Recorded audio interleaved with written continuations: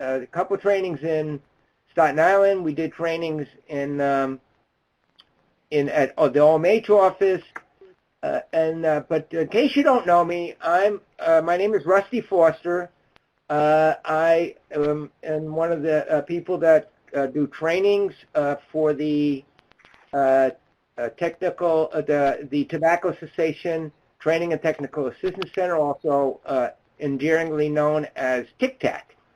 And today we're going to try to walk through the possibility or the necessity, let's put it that way, of modifying motivational interviewing when working with people with serious mental illness. Okay. Okay. And we're going to be interactive. We have some, we'll talk about things that you might consider doing, and then we'll actually try them out through the chat box and short answer polls. So, and by the way, we have Noah Lipton has joined the call. He's from TCTTAC. Jill Williams has joined the call, and she's our main expert on tobacco dependency treatment, and she's from she's a professor at Rutgers University Medical Center, and she is the chair of the Department of Substance Use. Do I have that right, Jill? Close enough. I got your name right. And also Nancy Koval is participating in this. So we got a good group. We have a couple more people join us. We have Sylvia Bernard. We have Wen. And if you guys would just type the agency and program that in the chat box, agency and program that you're from, that'd be great. So we got a sense of who's on the call. Okay, so this is the disclosure. I have, I don't have any financial arrangements at all with any of these things that we're going to present. These are the learning objectives. I'm not going to read them. Well, let's do it this way. So that's the first one. You guys can read them a little bit. There's number 2 and there's number 3. I'll give you a second to look at them.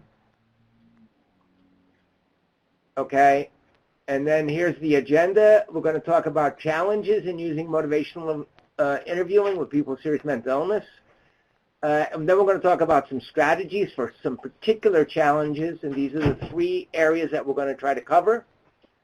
And we're going to talk about when not to use motivational interviewing. So that's the agenda. That's what we're going to do today. And this is, I put this as, usually, you have your references at the end. I'm putting this at the beginning because this is the main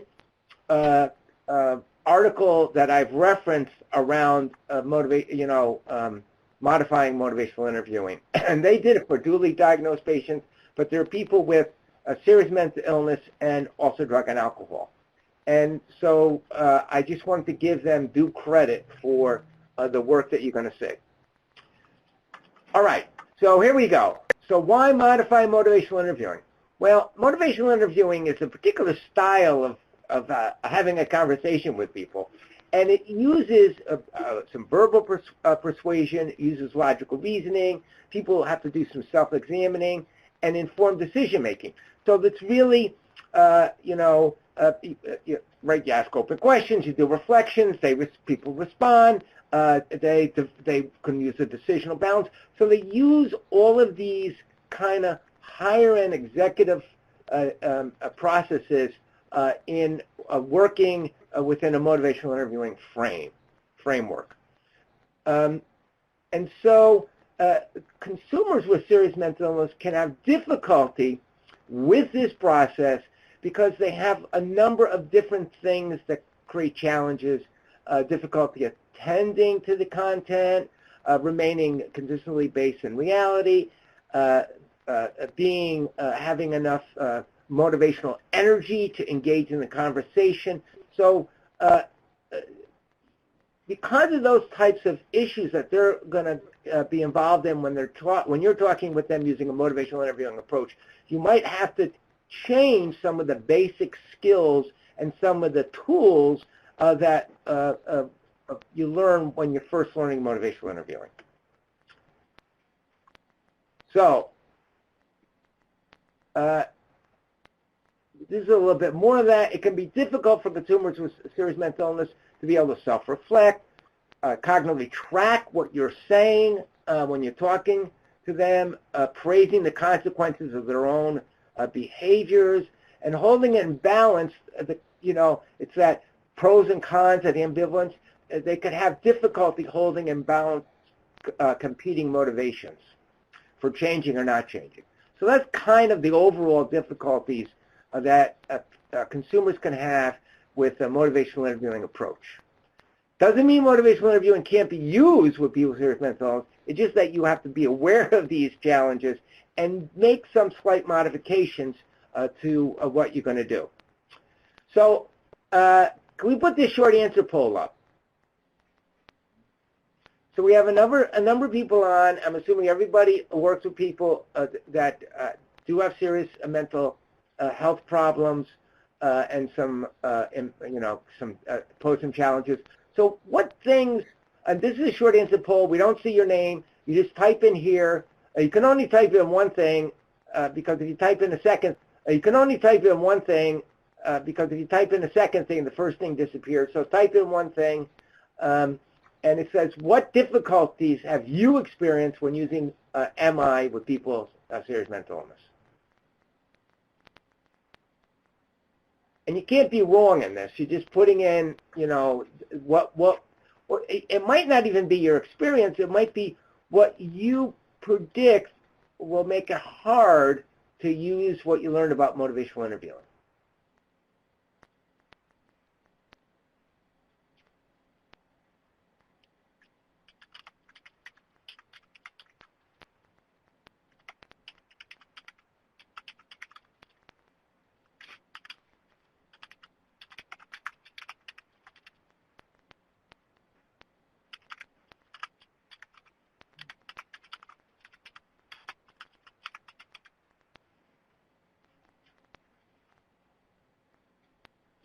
We do hear people typing. Aha! Oh, you guys are great. All right. We're going to put these up. We got two very interesting ones. When people still experience symptoms, meaning they have a short attention span. So people, they have trouble concentrating, so they're not going to stay in the conversation very long, right? So they have a short attention span, so that's one issue. Wow, these are great. Sometimes people with I'm assuming mental illness, have a difficult time focusing and staying on topic, and that's a little bit around the short attention span. There's often a little logical reasoning, which makes it difficult, and GAD clients seem to remain present in the incident. So they have trouble thinking about anything else. Is that right? That's how you see it? They're perseverating around the incident. So how do you move them forward? Okay. These are great. Okay, we're going to take these down. And you're going to see that these fit in with what we're going to go over. Okay? So the three clinical challenges, and we're going to talk a little bit more about what this means, is that people with serious mental illness can have cognitive impairments. They're going to have hallucinations, delusions, disorganized speech, and they can have restricted speech, diminished motivation to change. Now, sometimes these are called, the second and third bullet, sometimes they're called positive symptoms and negative symptoms. Those seem odd. I know those are kinds of what used in the literature, but those seem like odd kinds of statements. So we wanted to use the actual symptoms that could make it very difficult for you and for me to use motivational interviewing. So let's start with cognitive impairments. And the challenge is they complicated reflective listening process because, and this is what people say, they have trouble with their attention. They have a short attention span. They can't attend for a long time. They have poor concentrations. They have kind of poor working memory, and their logical reasoning could be they don't really follow a lot logical reasoning. It's hard for them to do that. And so they have difficulty tracking or organizing responses to complex questions that you're going to ask. And, we're talking about complex open-ended questions, complex reflections, and they have disorganized speech and information processing deficits.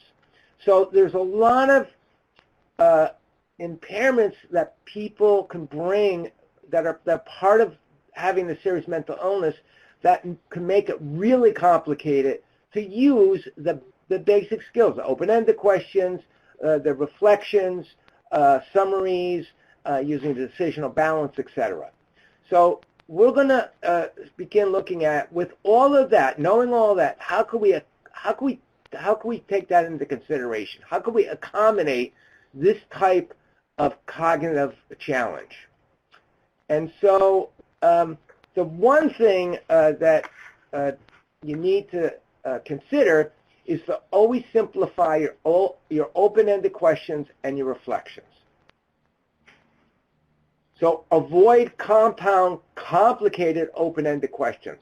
Where you ask, in your open-ended questions, you're actually asking three questions, like, tell me what happened in the hospital, what got you into the hospital, other issues that are in your life. So they have to figure out all three. You don't want to do that. You want to simplify your open questions. You want to inquire about small chunks of information in a straightforward manner, not with a lot of jargon. And tell me how your drinking has impacted on your mental health systems. So really kind of, and even smaller chunks of information than that, because you don't want to have a complicated interaction. You want to have a simplified interaction where they could understand and follow what you're saying. The open-ended questions should be clear, simple, and concise. So we're going to try these out. You're going to see how this works. And then you're going to use a repetition of reflections to help the conversation stay logically oriented, which means you're going to do a lot of reflections. So you're going to ask an open question, they say something, you're going to reflect, you're going to reflect, you're going to reflect in a way that keeps the conversation structured, and it's the repetition that keeps people understanding and where the conversation's going. And finally, going to use a liberal use of these successive and clearly stated reflections and summaries to compensate for memory, attention, and cognitive organization. So let's see what this one looks like. I was worrying about money, then the voice got so bad I couldn't take it anymore. Smoking was the only thing that calmed me down. So that's kind of a little bit of a complicated statement, right? There's like several statements here. Now, write in the chat box what you would consider a simple, concise reflection. That's what we want. That's what we're shooting for. And this is just practice. You can't go wrong. You can't make a mistake. So write in the chat box what you would consider a simple, concise reflection of what this individual said.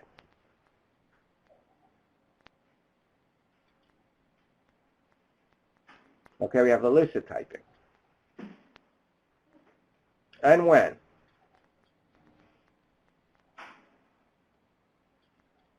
We got a lot of people typing.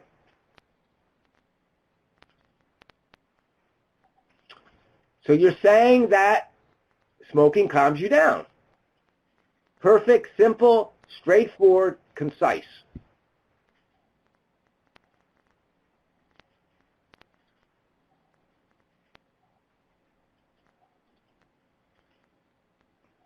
We'll give people a minute.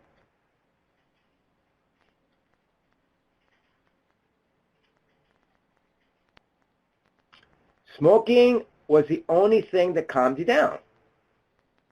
Very good. That's perfect. I hear you say that when you are worried, smoking calms you down. Okay, that's a little more information than the first two, but it also is simple and straightforward. When you are worried, smoking calms you down. Now, do people mind if I get feedback a little bit?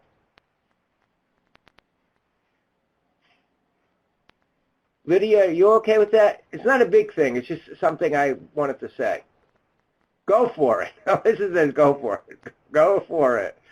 Okay. So if you dropped off, I hear you say that, and you just say that you, so because that's a lot of, it's not complicated, but it's a lot of stuff that's really not necessarily in the sentence.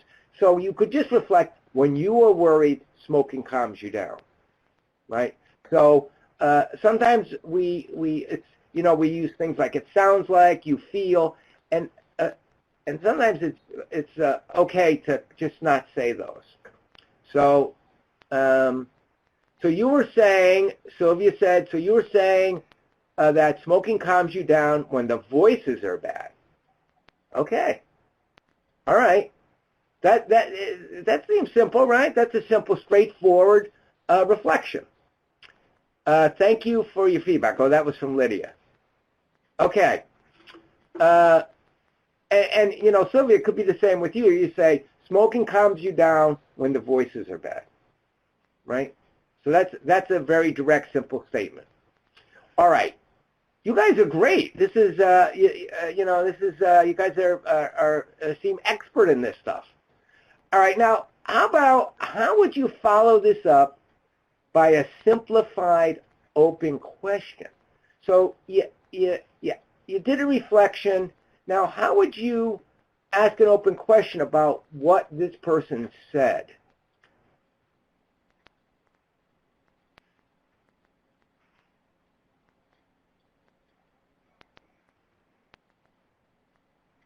Okay, we have when. An open question. Now, it has to be simple, a simple, concise, open question.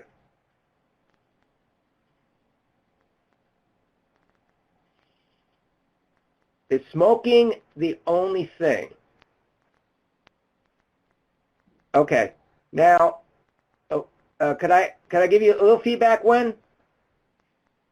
You all right with that? Yes. Okay. So when you say, is smoking the only thing, that kind of is a closed question, right? Because they're going to say yes or no. So how would you say that? How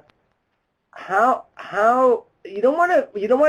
Let's just talk about this. You don't want to get into how does smoking, because we're talking about getting people to think about quitting, right? So you don't want to reinforce that smoking is. You could reflect it because that's just validating what they're feeling. But you don't want to ask a question where they get into how it calms them down. So, so we let's say how, I don't know. Let's see what else we got. Have you ever used any? Now, okay. Let's take these because these are close questions. So, what other? This is for Sylvia. What other methods have you used that have helped you calm down? What are the other things that can calm you down when you worry or hear voices? Right? So that's a pretty direct, open question, right? Can you tell me, and Christy, you do what I always do, I'm polite, I ask people, can you? So if you cut out can you, and you just say, tell me other things that calm you down, right? Then that's just an open question. And because when you say can you, they could say, oh, no, I can't.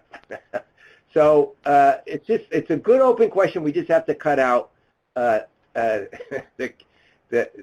They might say no. Okay.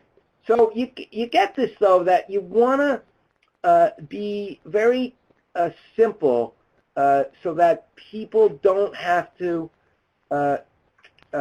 spend a lot of work trying to figure out what you mean, right? Like if they have some cognitive issues and we ask complicated questions, they're really not going to be able to answer those. If we do complicated reflections, they're going to not be able to track those.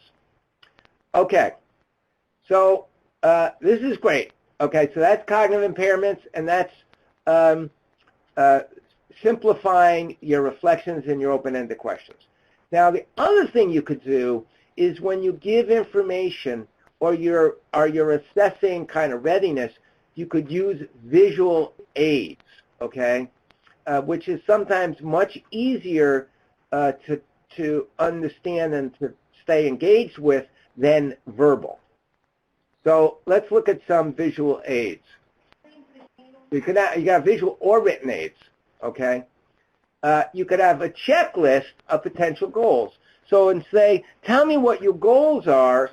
They might be able to do it, and you could ask that, but they might have trouble. But if you say, here's some goals, which one is important to you, right? So you could have a checklist of potential goals that they could work from. We have this, Nancy really helped me. She put this in the handout. It's a values card sort, and it's a little card game that people can play, and it's modified for people with schizophrenia, and at the end, they come up with 4 or 5 things that are really important for them. And when you do a value card sort, and they come up with things, and you start trying to help people achieve, move towards their goals, then you could add, how does smoking impact on you getting a job? Or how does smoking impact on getting an apartment? Or how does smoking impact on buying the things you want to buy, right? So doing these identifying values, identifying goals is a very important part of helping build that discrepancy. But you can't just say what's important to you. You have to use some visual aids to do that. And so game, like a values card sort, is really helpful. And then you could use charts using pictures or feelings or words of feelings they can choose. So everyone has seen this chart.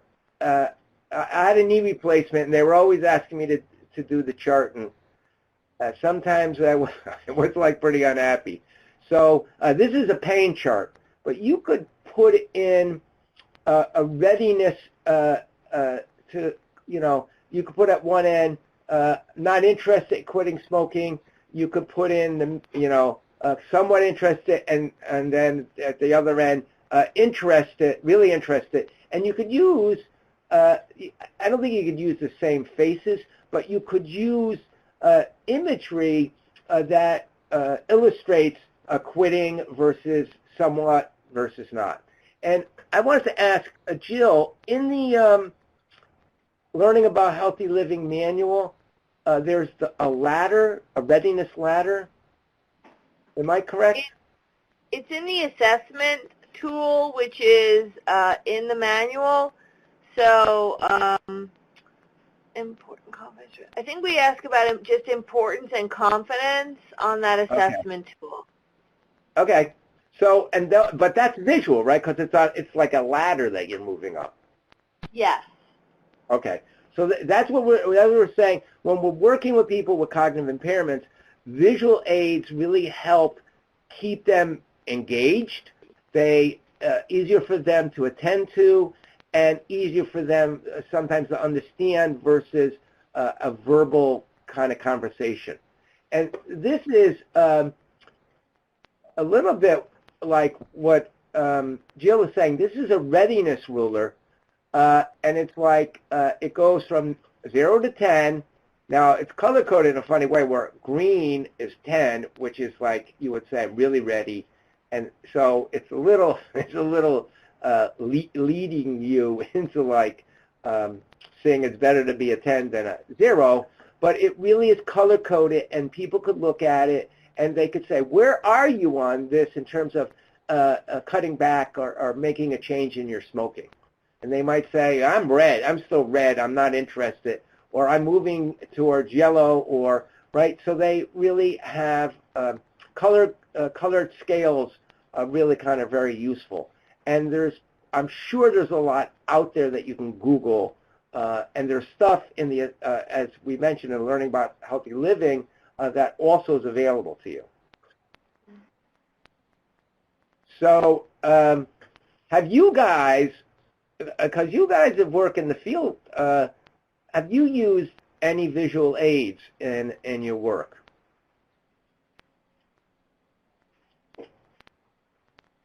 And if you haven't, you could just write in no, but that's fine. Any visual aids? Okay, Sylvia's typing. A triangle. Sylvia, I believe your phone's open. Could you just mention what was on the triangle?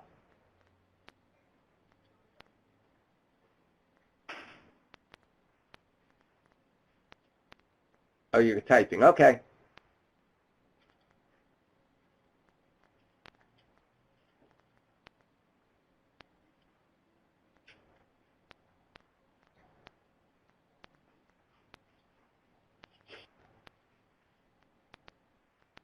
All right. While we're and there's one more thing. At the bottom of the triangle are stressors, okay? And at the top are things that are calming, I guess. Is that how you do it? Like, where are you on this triangle? Okay.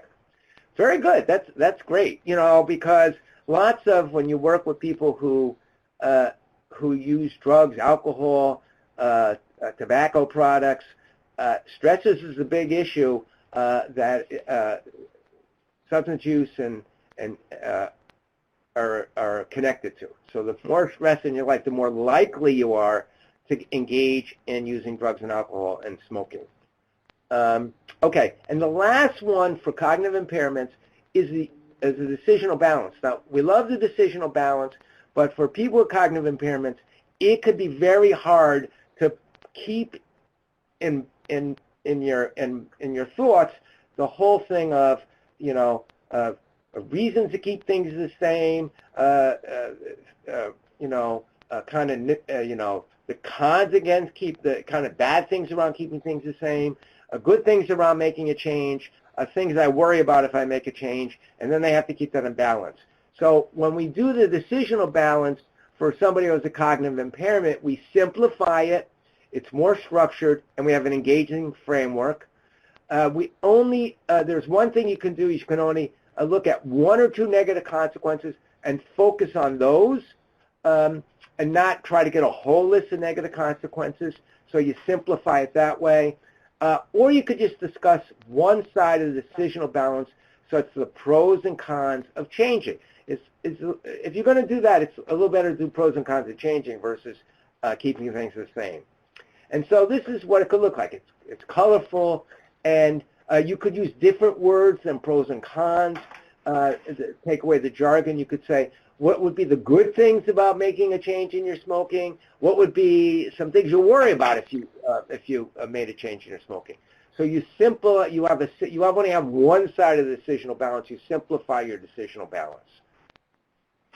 So just to summarize, a lot of this, as you can see, is for people with cognitive impairments. It's simplifying, being clear, being concise, being colorful, using visual aids. Okay, those are all things you can include in the modification of motivational interviewing when you're working with people with cognitive impairments. I want to go on because it's 3:33. Maybe we could come back to this because we like to pick your guys' brains around this stuff. So we want to look at what other ideas do you think would help when you're using MI with cognitive impairments. But we're going to come back to that, okay? Because we want to go on to the next thing where you have, these kinds of symptoms like people have these symptoms like delusions, hallucinations, disorganized speech, and the issue when you do motivational interviewing, we're used to doing lots of reflections, and you have to be careful that if you're reflecting emotionally charged statements, people could actually get more symptomatic, right? So you have to be judicious in what you're reflecting and how you reflect. So the interesting thing about reflections in when you're looking at the positive symptoms like hallucinations, etc., is that they function to both express your empathy, which is a big thing about reflections. You're saying, you're reflecting back in a way that says, this is how I understand what you meant by what you said. Do I have it right? And it's really looking at the world through the person's eyes, okay? What is it that they mean by what they say? So that's the empathy. But also when you do reflective listening with people who have kind of positive symptoms, you're creating a way of keeping the dialogue reality-based and logically organized. If you just simply reflect back, like repeating or rephrasing what they said, you could get caught in kind of their either their delusional content or their more around their hallucination, and it could get really disorganized, and you can end up being confused. Both of you could end up being confused in the conversation. So what works? Well, paraphrasing. Now, paraphrasing is interesting. There's four types of reflection. There's repeating back the exact words, basically. There's rephrasing, which is you're giving back what they said with slightly different words, but in those two, you're not adding any meaning. You're just giving back what they said.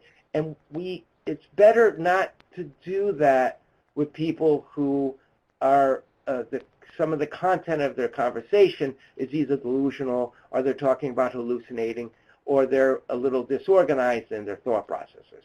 So what you want to do is paraphrase. And paraphrasing is reflecting back the underlying meaning of what they said. Okay? So they say a sentence, and then you're going to reflect back what that underlying meaning is, so that you're keeping that underlying meaning is the reality base. Okay? And you're going to do that a lot. So you're going to reflect what was implied but not directly stated, the underlying meaning. And here's an example. This comes directly from Martino and Moyer's article. So it says, tell me about what's led you to seek treatment in our program. An open question, right? And it's pretty clear and concise. And the person responds by saying, I'm not seeking treatment. Treatment is seeking me. So you could see if you repeated that or you just rephrased it, you're going to get caught up in this whole, thing around treatment seeking and not seeking, okay? So what you want to do is you're going to paraphrase. And the paraphrasing is the underlying meaning. It's not that you want to come here for treatment. Treatment is being forced on you. Now, you got to be careful you're not interpreting. You're not doing an interpretation. You're doing a paraphrase, okay? And then the person says, my parents are after me, partners in crime, that's what they are. And they recommended that you come here, and it seems like an injustice to you. You don't want to be here, okay? You could see how this is underlining meaning, and it's a paraphrase, and it's not just rephrasing. And it keeps the conversation reality-based. Are there any questions about that, about this little vignette? All right, because we're going to try this stuff out. Well, the next thing is, and using metaphors is a type of paraphrasing, but it's a little deeper reflection. And you could use a metaphor if it's in what the statement is. You can't. It has to be in there somewhere, and you could use a metaphor, right? And it promotes empathic listening, and it works the way paraphrasing does, but it's even a little deeper than paraphrasing. So, here's an example. I don't have a problem with cigarettes. I stopped smoking. It's tucked under and out. I've seen the light. Now I've turned it over and off, never to witness such events again. Right? So you don't want to just do a simple reflection. And so you want to do a paraphrase, but you could use a metaphor. Okay? And the metaphor is it's tucked under and out. And so you say, you put your smoking to rest. And then they say, completely to rest, I ain't doing it no more. Now, this is fairly sophisticated motivational interviewing strategies. But do you guys have any questions on this, on using metaphors and paraphrasing? Any questions? Well, let's try this. The voices in my head tell me I have to keep smoking. How would you respond to this statement that would maintain reality base?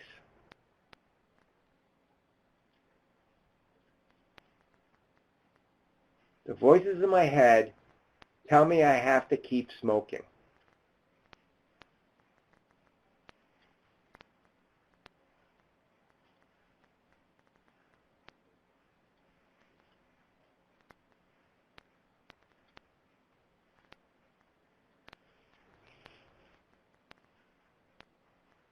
Give it your best shot.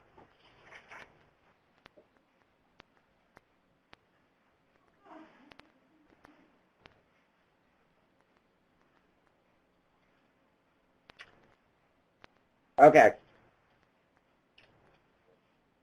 Can we get one more shot?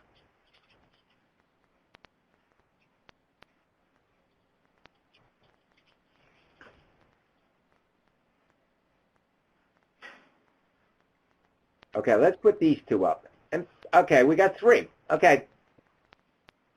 So you are forced to smoke because the voices in your head tell you to.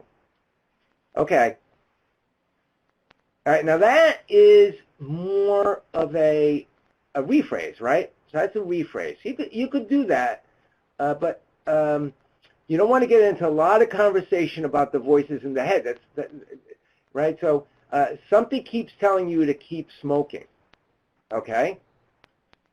And doesn't mention the voices, but something is forcing you to smoke. And then this is a question. Does the voices tell you anything else? So this is feedback. You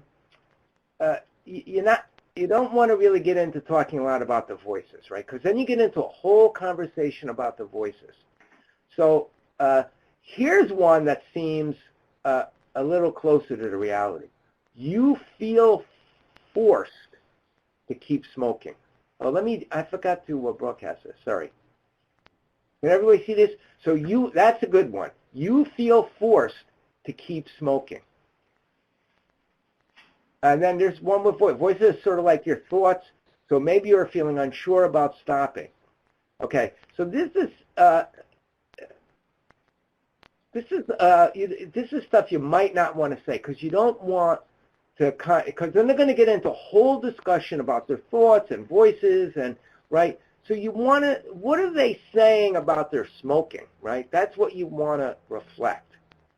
So I like you feel forced to keep smoking. And then it says, I have to keep smoking, but you might say, you have to keep smoking, right? So that would be kind of a little bit of a rephrase.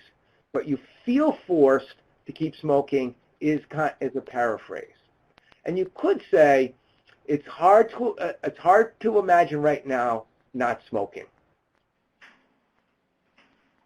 right? But I like you feel forced, because that's kind of what they're saying. But you're not saying what's forcing them, but you feel forced to keep smoking. So you are saying you have to smoke, right?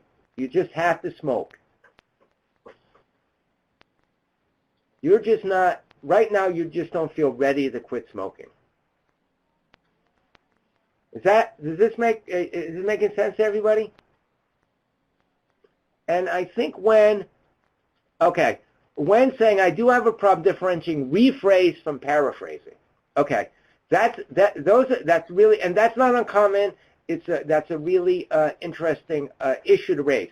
So rephrasing is where you're using, you're just kind of changing the words around a little bit, or maybe you're using slightly different words. So, a rephrase would be, you have to keep smoking because the voices are making you. Right? It's just paraphrasing is the underlying meaning. So the underlying meaning of that is feeling forced to keep smoking. So that's the underlying meaning. It's what's implied in what was said. It's just not rephrasing the words. It's looking at what was implied in what they're saying. And what's implied is this sense of being forced to do something, being forced to smoke. Now, does that make a little? Okay. All right. All right. Let's go on to. So, could we take that down? Yeah. Okay. So, you guys are a terrific group and very active. I really appreciate it. Okay. Other things you could do when people are having kind of active positive symptoms. You could look at helping consumers look at what they want. So this is like you're trying to, this is going beyond reflection, but a listening change talk, right? How could you work with people who have active symptoms around changing their smoking, right? This is what your goal is, right? So you could look at this is what we already mentioned, and it's a little bit what we talked about for cognitive impairments, but you could help people identify their goals, what's important to you, what do you want to be in, how do you want things to be different. You could use the value card sort. And then when you're going through this, you could help try to help explore discrepancy. So, this is kind of what we mentioned already, but you want to develop the discrepancy between what they want in their lives and the impact smoking has on that. So that's one direction to go to. The other thing you want to do with people who are hallucinating or who have hallucinations or delusions or some thought disorder is you don't want to spend a lot of time reflecting disturbing life experiences. So if there's some negative affect, this is kind of the pros and cons of decisional balance. On the one hand, this, and on the other, that. You don't want to spend a lot of time around, I really don't like to take shots. I really don't like to do this, or this reminds me of this terrible thing that happened to me. You don't want to reflect that, because they can end up becoming, that when you reflect these disturbing life experiences, people can become more symptomatic versus less grounded in the discussion and the dialogue. So you want to, if they're ambivalent, you want to reflect the reasons, a little bit the reasons they don't want to change and the reasons they do want to change, and reflect that a little bit, but move quickly into reflecting the part of them that's talking about change, okay? So we don't want to, in motivational interviewing, explore ambivalence a lot. Here we don't want to spend a lot of time on the ambivalence. We want to quickly look at it, reflect it, and move on to the things that they say that have to do with change talk, and move to eliciting more change talk. You say, well, I hear that, you don't want to, you want to keep doing this for these reasons. On the other hand, you want to change, you like to change smoking because you're starting to have a little problems with your cough, and it's impacting on your finances. And then you could say, what other reasons might you consider change? So you're focusing on why they want to change, not any of the negatives.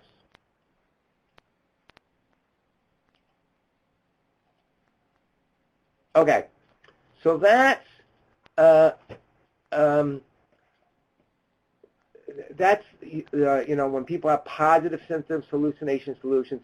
So it's really using lots of paraphrasing, and paraphrasing a lot, and using that a lot, and not a lot of open-ended questions, but a lot of paraphrasing, because you're going to keep the person grounded in the reality base, okay? And you're going to keep the conversation structured.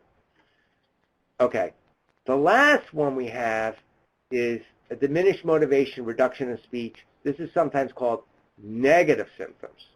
And these are like the opposite, not the opposite, but you're going to do kind of the opposite of what you did in working with the positive symptoms, where you reflected a lot, and the person was talking, and you were trying to keep the conversation structured. Here, there's going to be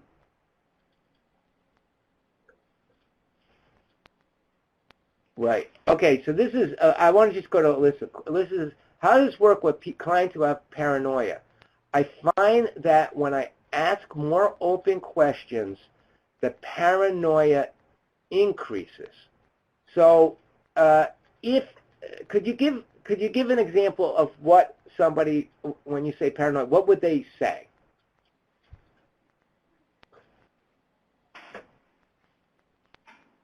We're going to do this quickly because we just want to get, why do you want to know this information?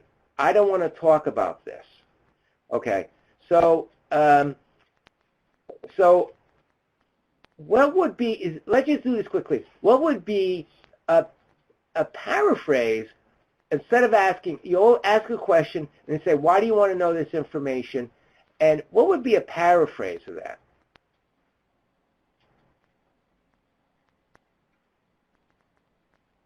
What would be the underlying meaning?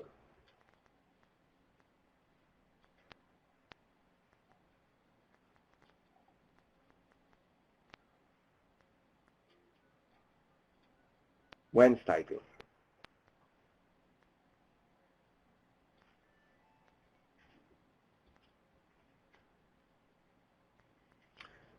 You worry something might happen if you disclose this information.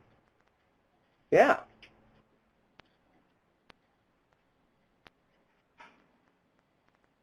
You're worried something bad might happen if you disclose this information. Now, there's other ways to go about this. If somebody asks an open question, you could say, I see that you're worried that something bad might happen if you disclose this information. And that's not my intention. I'm not going to use this information unless you want to give it to me, and I'm only going to use it to help you sort out what you want for yourself. You know what I'm saying? So you could reflect it, and then you could explain a little bit and make it safe for that person, because you do have to try to build an interchange, an exchange of information or exchange of ideas that is safe for the consumer. You seem to have concerns about providing this information. Okay, these are good And you might have to say, and I'm sorry if you feel like I'm probing too much. That's not my intention. So you could add that. You could reflect and then add that piece. All right. We have to go. We only have a few minutes. So in the negative, it's really, this is a big challenge because people don't express emotions much. Their thinking slowed down. They don't process information very quickly. Sometimes they don't say much. They have thought blocking. Their motivation is impacted. And impacted in a way that they really, in general, have trouble getting involved. So they might have trouble getting involved in the conversation in general. So let's see what you could do. So it's interesting because in the positive symptoms, you're trying to structure the conversation, keep it reality-based, keep it organized, and the conversation's there. Here, you want to try to stimulate the discussion, right? Because people tend not to say a whole lot. And so you could use feedback that's straightforward, visual, and engaging. We'll talk about what that feedback looks like. And this is different than this is a real modification of motivation interviewing, because in motivation interviewing, they always say the consumer should talk more than you do. This is, you may have to talk as much or more than the consumer, because the consumer is not going to say much. You need to give the consumer, the person, time to consider what you said and respond, right? And so there might be this period where nothing's being said, and you don't want to jump into it quickly and fill that space because they might just need that extra time to respond to what your reflection was. You're going to paraphrase frequently. You're going to paraphrase a lot. You're going to, in some ways, direct the conversation and have you're putting a lot of energy into the conversation. You're going to do a lot of affirmations about the person just participating in what you're talking to them about. You're going to use a lot of visual aids, just like you did with cognitive impairments. And you're going to use prompts. And we've already talked about some of that, but list the possible goals, activities they might be, what would you be interested in, have a whole list. And versus saying, what would you like to do in the community, you have a whole list and pick what you might be interested in doing. You might have a list of the possible consequences that they see of using tobacco products. And I believe we have, this is the address, the web address you could use, and this is the smoking decisional balance scale form. Do we have that uploaded? I don't know. Do we have time? I will do that right now. Okay, I thought I sent that along. Maybe I didn't. But you could see, you're going to see that they could fill out, they can answer certain questions. So here it is. And so it says smoking cigarettes relieves tension. It goes from not at all to extremely. If you wanted to, you could do three: not at all, moderately, extremely. So they don't have a lot of things that they have to kind of consider. And so and then I'm embarrassed to have to smoke. Smoking helps me. And so they do this, and then I don't know what happened to this. There's some of these are connected with the pros and some of the cons of using. And so you'll have a score, a format. I think it may be on the slide that when they do this, you could see are there more things for deciding not to smoke than for keeping smoking. So we could take that down. So these are all tools. Maybe this is going to show up. There's the scoring. So if you look at these 6 questions, 1, 3, and 5 have to do with the pros of smoking, and the pros of quitting, and 2, 4, and 6 have to do with the cons. So that's the scoring, and you'll have this web address you can go to if you want to use it. And then this is from a manual called Fresh Start, and these are like areas that people might want to do something in. They might want to work on. So this is another prompt versus just asking these open-ended questions.